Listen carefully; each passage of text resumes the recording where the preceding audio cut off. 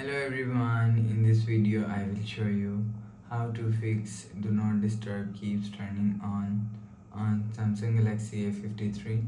Let's start the video. First of all, go to App Library, scroll down and click on Settings app. Now in Setting, scroll down and click on Notifications.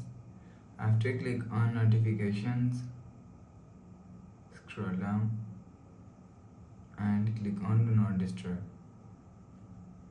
If you want to fix this problem, so turn off Do Not Disturb mode.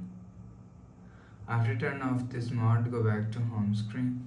You will see your problem is solved. But if it not solved, again click on Settings app.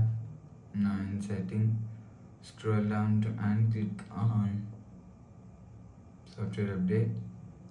Click on download and install. You will check your software update is latest.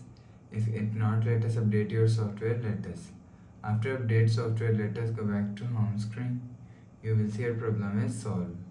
But if it not solved, if you want to fix this problem, again click on Settings app.